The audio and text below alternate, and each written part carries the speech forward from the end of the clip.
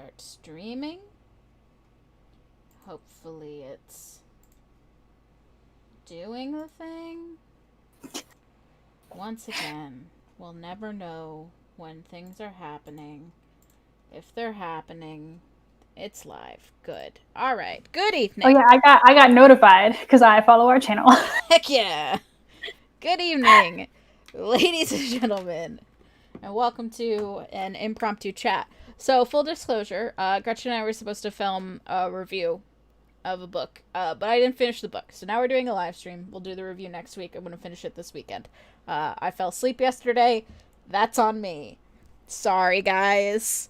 But I did the homework. she did it so long ago. This is such an old video that I have pushed back so long. Michaela, I read that book in March. That's what I'm saying. This is what I'm saying. Here at Betwixth the Books, this is why we are so well known for our consistency. Everybody's like, you know, the one consistent YouTube channel that are so good at doing everything timely? Betwixt the Books. No. but we're doing content, which is better than no content. It's just going to be a weird chatty video. So we had talked about the fact that our 5-year of doing booktube content, we've been on YouTube for longer than that because we did book club videos for a couple years before we did like real booktube content as the two of us. But we just passed our 5-year anniversary on that. So we figured that we'd sort of talk about that, where we are at, what we're planning to do going forward, and also just sort of general plans for the end of 2020, which will end. I swear to God, it's been 43 years this year, but it will end this year. This year will end. It's been 84 years. So, for anybody who may not know, despite the fact that we've been making booktube content for 5 years, we currently only have 317 subscribers. And I think our max subscriber count was 355, and we've fallen below that. Part of that is because, like we said, we're not the most consistent booktubers. I think like 2016 was the best year that we ever had, and we have never reached that level again, ever. I mean, so 2016 was the year that we were all out of college, first of all. So like May released us from that prison. And then in October of 2016, Michaela and I moved in together. Yeah. So when there was like, we weren't being consistent, one person could like thwack the other with a pillow and be like, you didn't do the thing that you were supposed to do. So yeah. And we just didn't have as many like life responsibilities at the time. Like we were working, but we weren't necessarily like, you had grad school the past 3 years, like just in general, we weren't quite as busy that year. I feel like it was kind of like a gap year in a way. Yeah. But I mean, for me, it was an actual gap year because I took a year between, graduating from undergrad and then going into grad school. I took a year. So that literally was my gap year when I was like, oh my goodness, what is free time? And then I believe it was April, though, of 2017, where I took on a job as an assistant store manager at the Barnes & Noble, where at the time we both worked. And I was 23-year-olds and stupid and managing a $4 million business. It was terrible. Everything was terrible. And then in September of 2017, I started my double master's degree while doing this job. And so like Michaela and I were talking about this, and it's just like, this channel has always been about fun. Yeah. And doing things together and enjoying reading. And so like I would rather our channel not be consistent in content, but know that every bit of content we do produce is filled with joy, rather than us have put our axe at the grindstone and tried to continue to be consistent. And by now, I just feel like the fun would have been sucked out of it. We've always been upfront about this channel is quirky. We read, I don't even know. We have vague things that pop up in the things that we read, but and naturally, when you do something this long, your reading also changes. So thank goodness I didn't say, I only do YA reviews, because, like, I mean, ever since COVID, stuff happens, man. Romance happens. Yeah, like, your brain just snaps in absolute two when you're like, the only thing I can handle is romantic smut. I make them kiss and give me a happy ending. Thank you. And they get married and have the babies. Every romance book ending. That's it. That's all I can handle. Yeah. So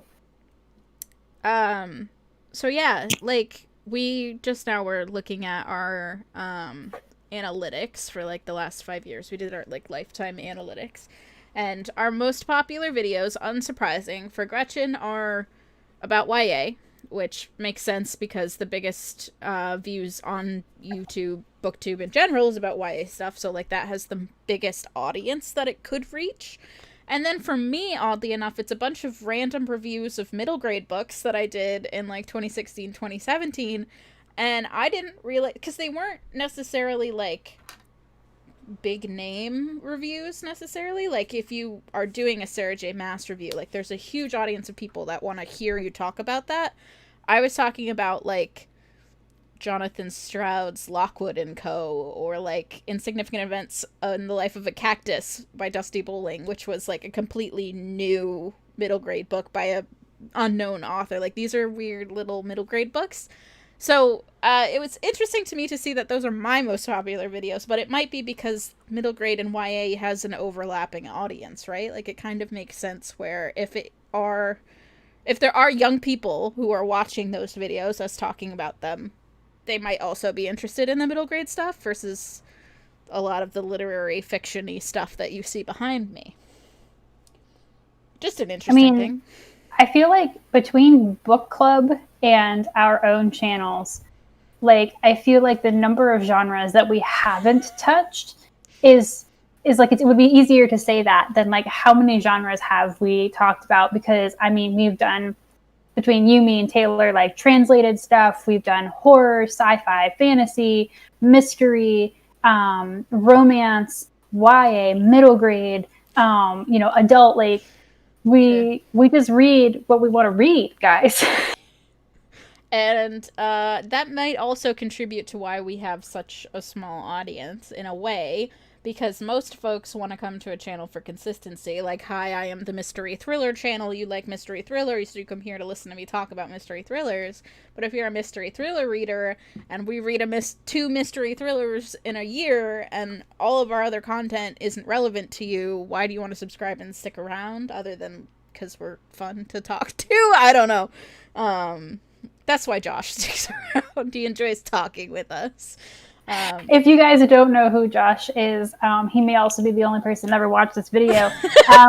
Josh is the fantastic, fantastic host of Literary Gladiators, which is a channel that if you don't follow, you definitely should. And there have definitely been dark, dark days where we've been really depressed about making BookTube content, and we just go, but Josh is there for us because he will comment and check in with us. And there's literally been content where we're just like, for Josh. So nobody else is going to watch this, but this one's for Josh.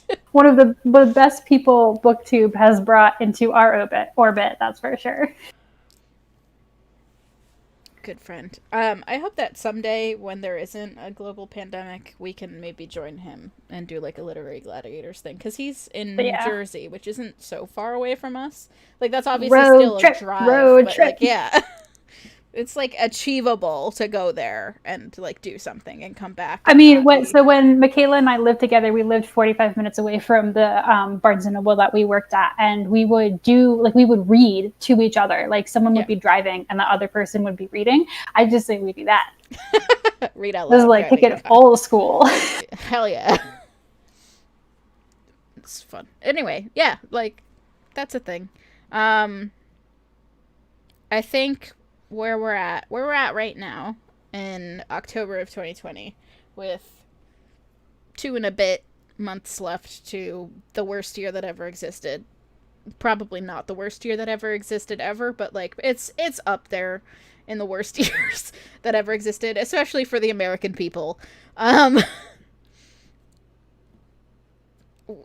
it's rough. And like, I had talked about how my mental health the last 5 years has been terrible in general, like across the board. It's just been bad. That's affected my reading. I haven't been reading consistently. It's affected like my ability to do content, because there's videos that Gretchen and I will like film, and then I have everything and I'll just never edit it, or we'll plan something and that just falls through. And part of that is my mental health, part of that is Gretchen's mental health, or she's busy, or she has all of these other responsibilities, and it's us trying to juggle all of these things. And we keep being like, we're gonna do it this year. This year we're gonna do it. We're gonna be more consistent.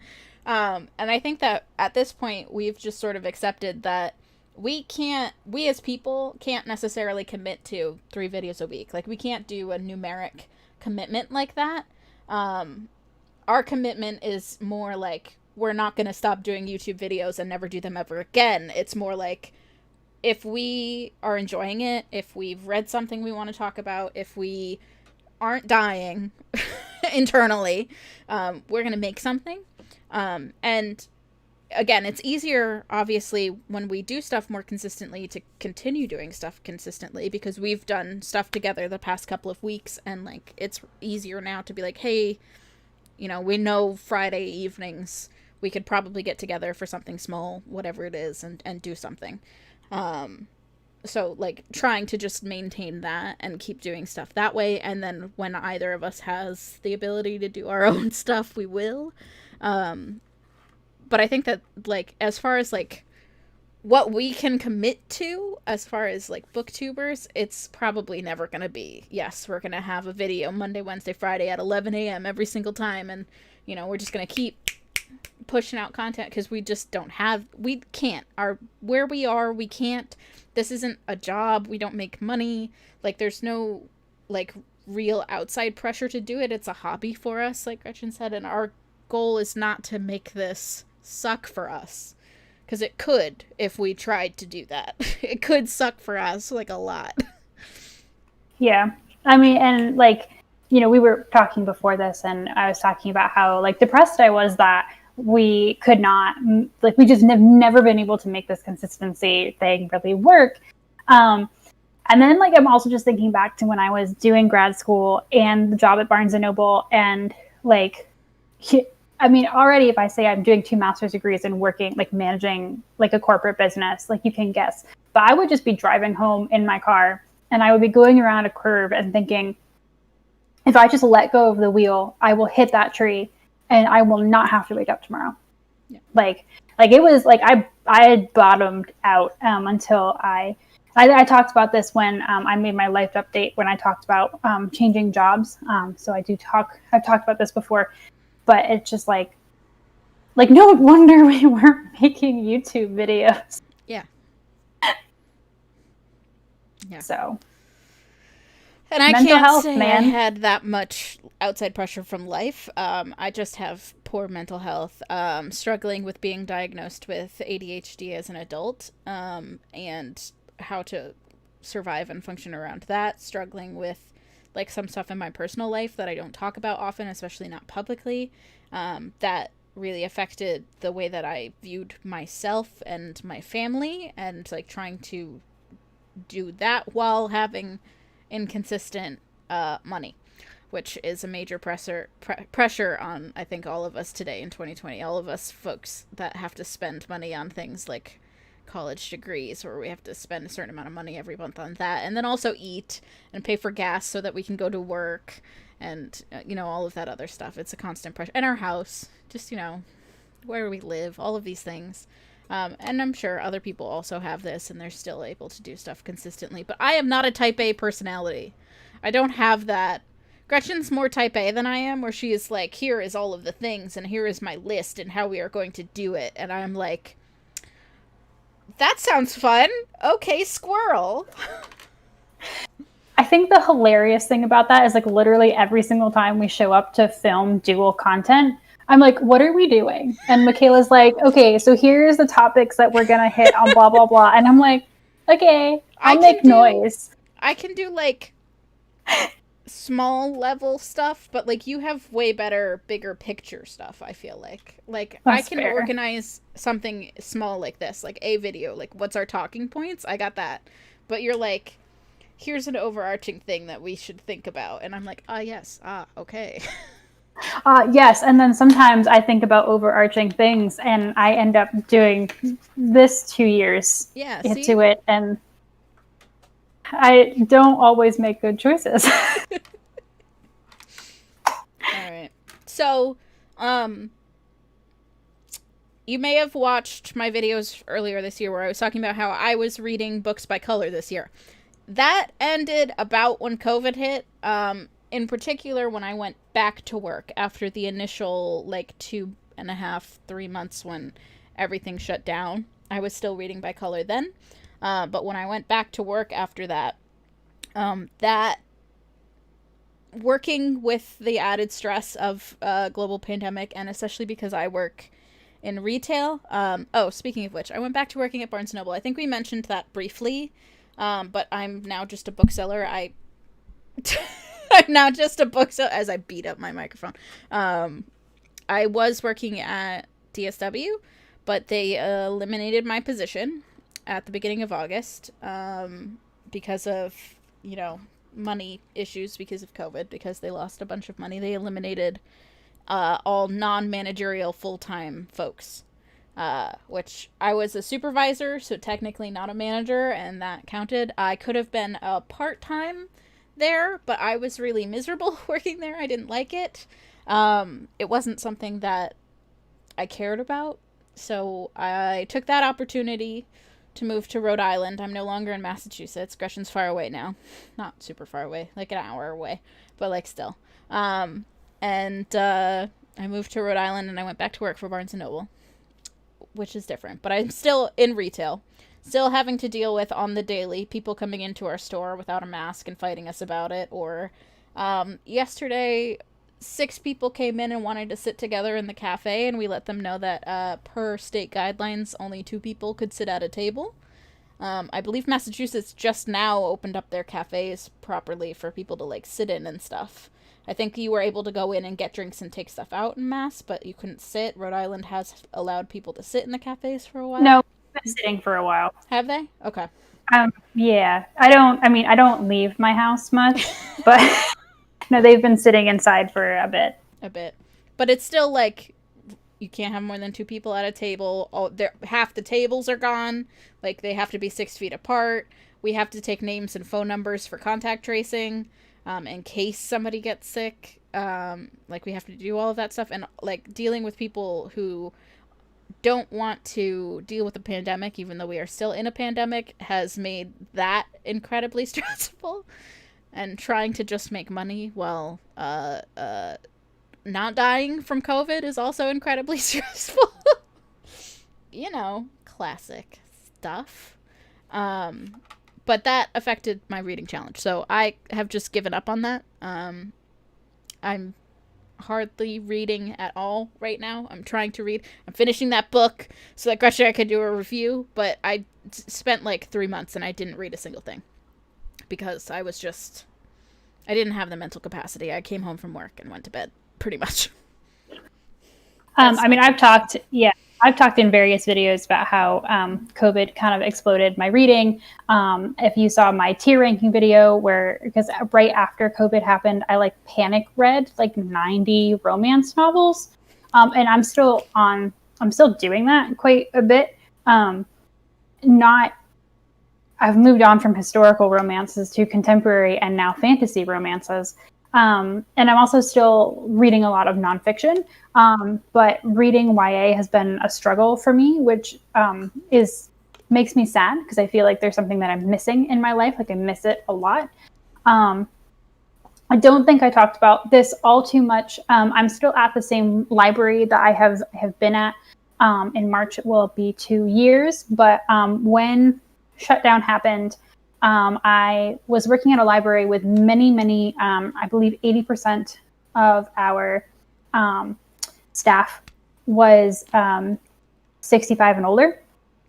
And not that people who are 65 and older have like no technical skills whatsoever, but we were really struggling to create online-based content for the library. And having this background in BookTube and the background that I have, I was really excited. And I was like, we could be doing all of these things, guys, and we could do this, and we could do this, and we can do this. And my director was just like, go. You find people who will help you, and you just do this thing. And originally, I was still just I forget the actual title, full-time children's librarian. But a couple of months ago, she went to the board of our library and actually and our union and created me a new position, just based solely on the job that I'm doing now. And I hope to continue these kind of outreach services that I've spearheaded and created with some friends and a team there. So I'm now a digital services librarian. That's not a brand new job. Other libraries have them, mostly bigger libraries who have a significant online presence. But we had nothing. We had literally, we barely had like a Facebook page. So I've taken over all the social media, most of the virtual services, virtual programming. I'm making videos to explain our services and how does browsing work and what does it look like when you come into the library now. Because I have a lot of social anxiety about going into places. Like COVID rules frighten me. I don't want to go places. So I've made videos trying to help people, explaining those things. So it's been really crazy. My job has entirely shifted to something that was very customer facing. I now have my own, it's a shared office with one other person in the basement of the library. And I don't answer phones. I don't it's really bizarre. But I'm really loving it, and I'm loving the freedom because the director of the library is basically like, yeah, try it. If it doesn't work, it doesn't work. But since no one knows what's going on right now, just try it. Wow. But I've gone from a job that I took specifically to pedal back on my stress and my desire to drive my car into trees to something that I'm literally just bushwhacking with a machete, my own way. There are tons of libraries that are also having this problem, but every library is so different that you can talk to many other libraries and try to help each other, but you're still just kind of I don't know if this is going to work for me. Yeah. And now I have the entire weight of our entire virtual presence on my back. Enjoy. It's great. I love it. It's super. So that's where I am right now. Yeah. Well, okay. So that's where we are right now. What are we going to do for the rest of this year? What are you planning to read? I guess I should go first because you just talked a bunch. I'll talk first. What are we planning to read? What if I don't want to listen to you? Suck it. No, too bad. Do you want to go first? You can go first. No. I'm being a brat. Okay. Carry on. That's fair. We don't even talk anymore since she doesn't even know what I'm joking. This is terrible. No. I was kidding. I was just allowing you to take that if you wanted it. I was gonna let you take the lead. No. If you didn't know, I this year sort of took our Instagram that we had made for book club and have been just trying to do some Bookstagram stuff. And earlier this week, I posted a video talking about Bookstagram post. Bookstagram post. It's just a post. It's a picture of some Indigenous author books that I've recently picked up because I personally this year noticed that I had no Indigenous authors that I had been reading that weren't related to things I read for school. So I took a course in college that was on Indigenous culture, and I read some Indigenous authored books then, and I think I read the Absolutely True Diary of a Part-Time Indian in high school. And since then I've read literally nothing. Literally nothing. So I've been trying to rectify that this year in my own reading to be more inclusive and read more diversely. So I posted 4 books that I would like to read by Thanksgiving. the goal being to make a video about then where I talk about Thanksgiving as a thing, which is weird, especially for indigenous cultures, because like Columbus Day, which we are hopefully as a country slowly going to turn into Indigenous Peoples Day, or Indigenous Heritage Day. There's a couple of states that have already done that, but like that, it's a holiday that sort of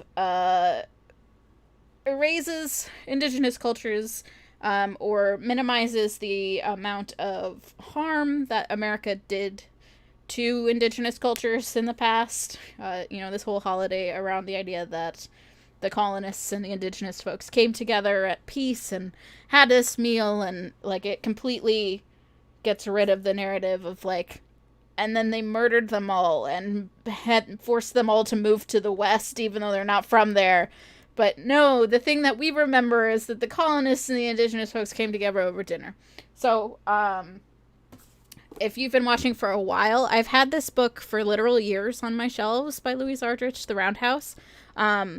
So hopefully I can read that this year. I did a chapter of it in like a try a chapter tag in like 2017, I want to say. Like, I've had this for a while. So it's one that I hadn't prioritized and really should have. So I have it. Want to read that by Thanksgiving. I picked The Only Good Indians by Stephen Graham Jones up. I want to say in August, whenever it came out, because I got the hardback when it came out. I've heard really good things by the handful of indigenous folks that I've followed either on BookTube or Bookstagram. I've tried to find a couple of folks because they also are really good sources of finding books that you might not hear about normally. They might not get as much press as like other books might because they are of a marginalized group. I have Braiding Sweetgrass by Robin Wall Kimmerer. I have heard so many good things about that book. I have as well. So this is a nonfiction title, actually, about how we can be more ecologically thoughtful, not wasting all of our resources and building up trash and stuff. So it's talking about the environment and stuff like that. So if it's something that you, like me, have mild panic attacks about how we're killing our planet, looking at the ways that indigenous cultures have always lived sustainably and how possibly we should be taking hints from them on how we should be doing that. So this just came out. They just did a redo of a beautiful new hardcover with a edition, a ribbon. It's really pretty. It's a naked hardback. It doesn't have a slipcover, but picked that up because, again, I've heard really good things. It's a thing that I think about. And then the last one's brand new. It just came out this week. Black Sun by Rebecca Roanhorse, which is actually a fantasy book. So I've got, horror, literary fiction, fantasy, and nonfiction. I wanted to try a bunch of stuff. I also read a YA book recently where I talked about The Latsway earlier this year, if you care. So those are ones that I met Rebecca Roanhorse. You did? I think I did. She was at BEA because she did a Rick Riordan Presents book. Ooh, okay. I have her Rick Riordan Presents. I don't know. It's somewhere. Okay. If you guys have watched my shelf tour, then you probably know my shelves better than I do. That was a while ago. Outside of those, because I feel like I've been talking a lot, I'll go quickly. I kind of want to do a video where I talk about books that BookTube made me get. So I have Lakewood by Megan Giddings, which is I don't know if it's horror or just like dark fiction about a woman who goes and signs up for medical treatments to help pay for her family's debt.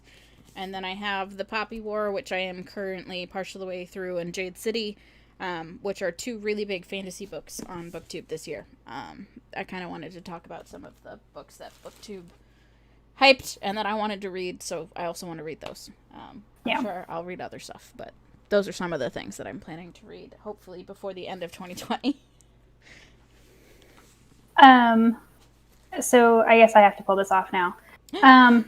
My lighting is just wackadoodle, but I'm really tired of sitting here in the dark. So now we get weird shadows.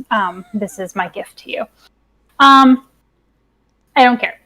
So, as you guys may have seen from my disturbing amount of videos about this recently, over 2 years ago, I started a presidential reading challenge where I'm trying to read a biography on every single president, and I am getting close.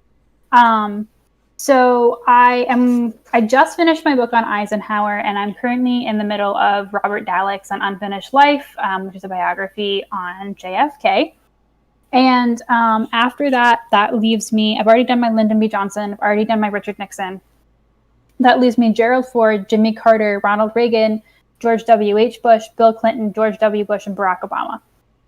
And then I have to go backward and plug some holes of some lesser known presidents. Or not lesser known. I picked these by going through what my library had on audio. So that limited my selection quite a bit. And what I think I'm going to do is I'm going to do Gerald Ford, maybe Jimmy Carter, Ronald Reagan, and maybe John Meacham's book on George W.H. And then I'm going to go backward. I feel like we're only just seeing some books that I'm interested in reading, such as Reaganland, America's Turn to the Right is a brand new book that just came out. And so we're like just doing historical perspective stuff on Ronald Reagan. Yeah. So like I'm a little bit leery about reading. I mean, obviously not that I'll like get back around to these other presidents like after they die. It's not going to take me that long. Yeah. But I'm just going to back it up. So I don't have particular books for those yet. I was looking for a Gerald Ford book the other day. And it was kind of difficult. So, and I have a line on a couple of different Reagan books that I might read. But of course, those are all nonfiction books, and almost without fail, they are written by old white men. I read Alexis Coe's biography on George Washington earlier this year, and it will definitely be one of the top 5 books that I read this year. Even though it's not over, I can tell you that already, just because not necessarily for content, because it's a very brief biography on George Washington, but she talks about talking back to history written by one frame of view. Just on George Washington, who you think has been written about until we're dead in the face about George Washington. And I think after reading her book, I will never look at biography in the same way again. I'm also starting a podcast with a friend from work called Confused and Contrasting. And part of this is we are reading nonfiction books about people or events or places and reading different viewpoints on them. That's why I read the Alexis Coe book. We filmed our first one on George Washington. It was very bad. We'll get better. And the second episode that we're doing is on the Lost Cause. This is the Southern view of the Civil War as it becomes white supremacy. And so we're reading various different books. I just finished one called The False Cause that was incredible. And I'm in the middle of In the Shadow of Statues by Mitch Landau. So that's a lot of nonfiction from me. We're going to do, she's going to go back through the presidents with me. So our episode after that will be revisiting John Adams. I'm sorry, John Quincy is his son. And then we have too many ideas and not enough structure. Because I think we were supposed to film our second episode 3 weeks ago. Consistency is a problem. I don't know what the common denominator between all these projects is, but I swear it's not my fault. And then I want to challenge myself to do a lot of catch-up reading. I have a lot of books on my Kindle, a lot of books that I've taken from NetGalley and Edelweiss and not read. And that really bugs me. I have Stardaughter I'm going to mess this up, by Shifta Thacker, which is a brand new YA fantasy, and that looks amazing. I have Legendborn, which is a brand new magical African-American author and main character. The cover alone looks fantabulous. And then I just have books upon books upon books. Again, if you watched my shelf tour, that I haven't read. And like I have the entirety now of Holly Black's the Cruel Prince trilogy. I really want to read that. And yeah, I have so many fabulous voices on my shelf. And if you want to know how bad this is, so this is my one prop for today. So back in June, I said I wanted to do a Rick Riordan book club for my kids at the library. I've never actually had at that point not read or anything by Rick Riordan. And I was like, I should do this. And so I bought the box set of Percy Jackson because everybody's like, Percy Jackson is the best. Gotta do Percy Jackson. And then I realized that if I did that, I would be committing to 5 books and that was a mistake and could not be fit into summer reading. So we ended up reading the Kane Chronicles, which is one of his only trilogies. But it ended up being great because it was on ancient Egypt. And I was like, I wanted to be an Egyptologist when I was a kid. But because I spent my money on this, and like literally this is how bad I am with doing anything, okay? This is the box set that I bought. It's still in its gosh darn box. You never unpackaged it. I never unpackaged it. It's just been sitting on our living room like coffee table, like just in the middle, like a bomb that I was afraid to. What a beautiful coffee table book. Like, so in case you're curious about how bad I am at things, and it's still taped. Like, I'm not like, I didn't open it and look at it. Like, this thing is still taped, guys. So, well, I'll say, if she does decide to read those, I'll read them with you, because I also, obviously, people have talked about it, and, like, I never read them either growing up. I don't know if we were slightly too old or what. How that got swept under the rug for us, because I know a lot of people that really love it. Yeah, I've got to read them. In terms of things that are coming up that I can actually say I want to read, next Monday, I will be doing a review of a book called The Hating Game by Sally Thorne, which I really loved. And I want to read her other book, 99% Mine. You can't see this, I don't think. It's fine.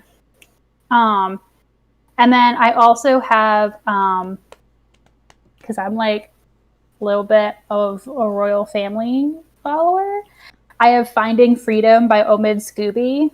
I've been on that wait list for the audiobook of that book on Harry and Meghan for forever, because I'm terrible and I'm curious.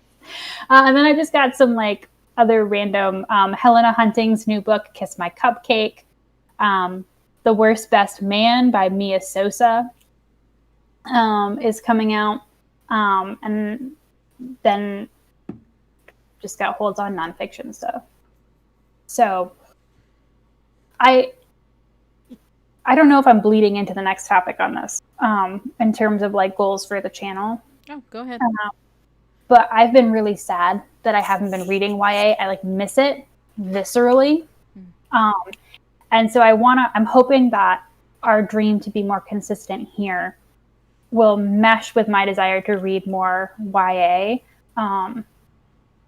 And so I'm hoping that the two things will create 2 successes as opposed to 2 individual failures that I have right now. So that's my goal. There's too much good stuff coming out right now for me to not be reading it. Partaking? It's so good. Yeah. On my end, again, like, I think we both have the goal of trying to post more than, like, once every couple of months, obviously. Things that I learned this year when I was doing the thing where I was reading by color was that I actually kind of read more when I have a structure like that. I don't think that I'm gonna try again next year to read by color, just because that is such a weird structure and, like, makes no sense to anybody but me. And also that kind of hinders me from doing things like reading topical books, because I can't necessarily read a book when it comes out, if it's not during the month when I'm reading that book's cover's color. Like it's such a weird thing anyway.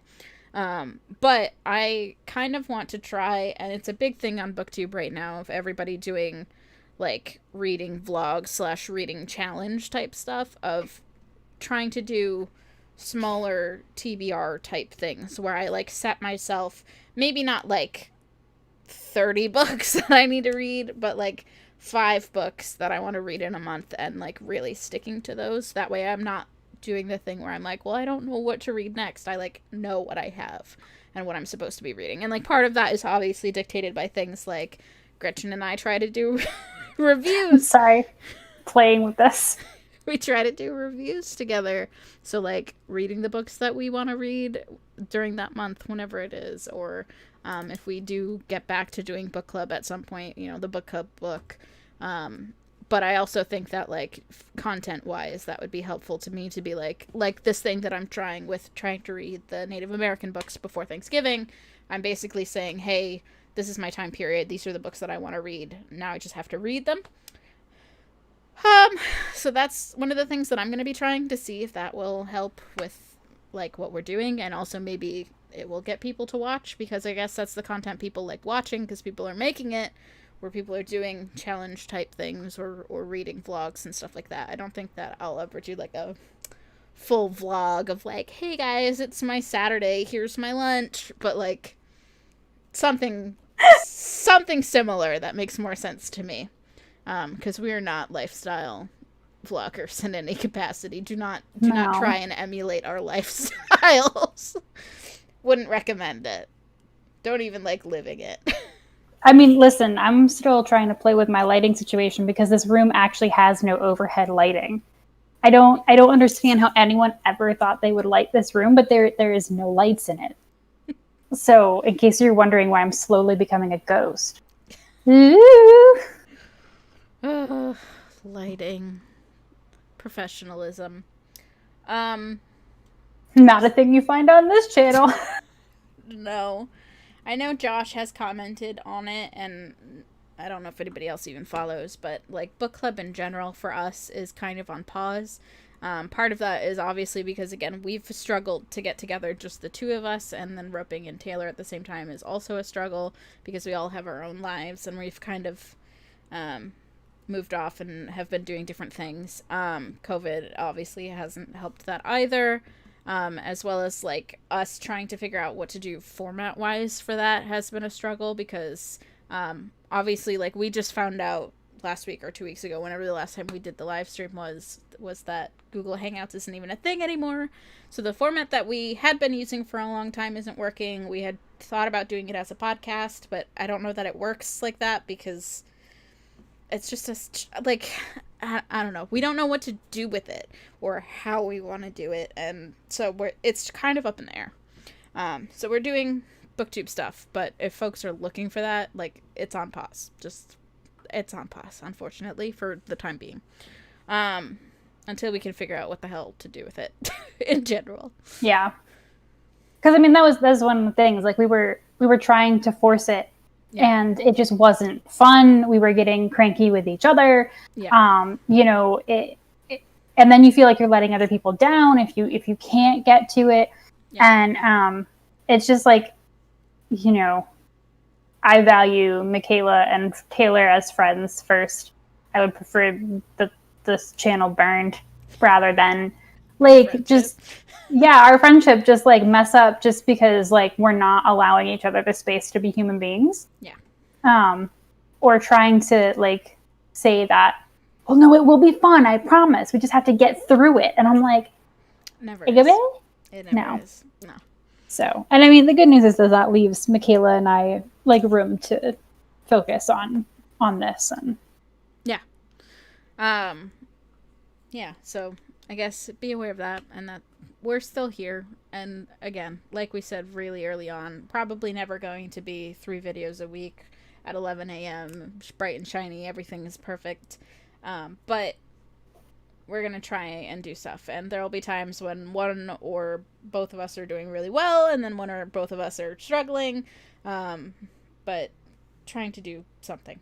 So, you know, that's what we're at right now. I hope everybody else is doing okay. I would love to hear what people are doing as far as how COVID has changed their reading, whether it completely changed the genres you've been enjoying, or it helped you read more, helped you read less, introduced you to something.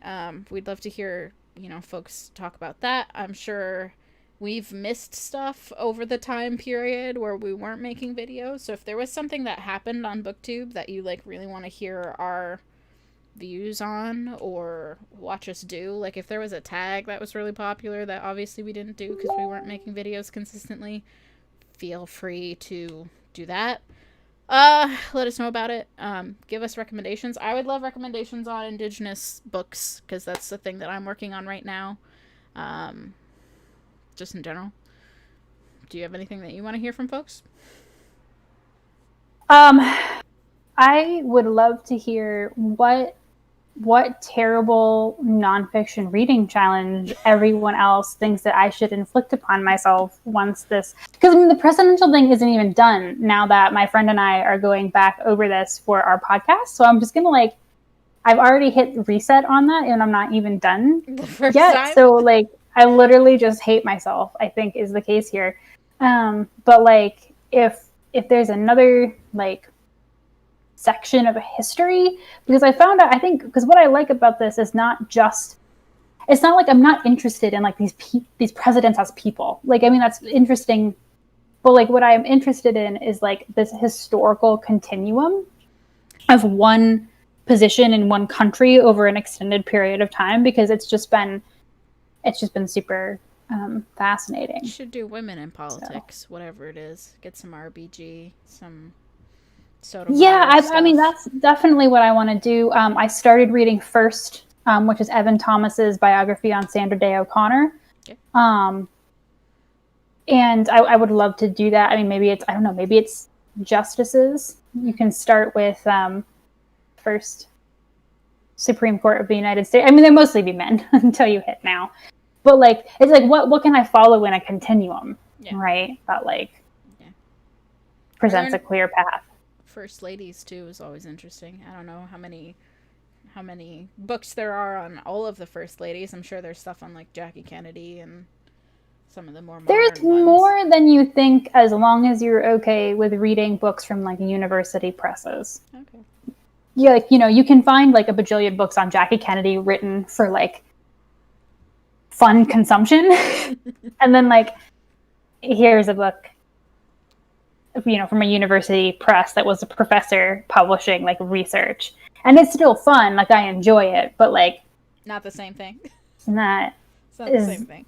They want me to use my brain. I think the only other thing that I would maybe point out as a thing that we have done in the past and could possibly do again in the future, we've done Pop Sugar. I obviously haven't been reading consistently enough to finish the Pop Sugar Challenge in multiple years, but that's something that we look at every year. Sorry, I'm on pace to read 250 books this year, and I still don't think I did Pop Sugar. I just panicked. Did you read a book by a person of color? Did you? Yes. There's a lot of. You probably did. If you looked at it, you probably did complete it. You've read so many books that something has to fit somewhere. Oh, hold on. A book with a robot or AI? Michaela, I've read almost 250 books. You think I can go through that? In your head? Excuse me. Goodreads. But yeah, that's something that we look at. I was thinking of possibly making my own sort of reading challenge for myself on things that I want to work on in my reading, because that's one of the things that I valued about Pop Sugar was sort of pushing the boundaries on what I read. We should both make a list and put it in a mason jar, pull them out, and then that's how we decide what books that we're going to read. Month by month together? Month by month together. Okay. I'm fine with that. I still have behind me our... Do you realize how many books by old white men I have consumed because of this nonfiction reading challenge? I need women. I need people of color. I'm dying. That's the one we did for book club and then never used. That's true. It's there. I still have it. This is true. Although we have to get rid of all of Taylor's. He doesn't want to play. He's not allowed in the sandbox. Oh no. Okay. All right. So we will talk to you guys again soon. Hopefully next week we will get together to at least film this video. That I have a video on Monday and a video on the Monday after that because I pre-recorded and scheduled. That's so rude. And then there's me over here that's failing at making content personally by just me. I'm just failing at it. It's fine. Oh yeah, in case you're curious why my video keeps disappearing, I don't know. You and I would both love to know. Yeah. Who knows? Not me. It's okay. We're good. We're done. Your computer can collapse onto itself now if it wants. Don't give it that permission because it will. Oh, okay. I won't. Never mind. Gretchen's computer, you're not allowed. Not allowed to do that. Yeah, we'll talk to you again soon. Talk to us in the comments. If you have suggestions for stuff that you want to hear us talk about, again, in the comments. Stay safe. Stay inside. Wear a mask. Vote if you live in America, please. Yeah. I already did. Yeah. I am waiting for my absentee ballot to get to me. I also voted absentee. Yeah. So, that's where we're going. It's where we're living right now. All right. Love you guys. Bye.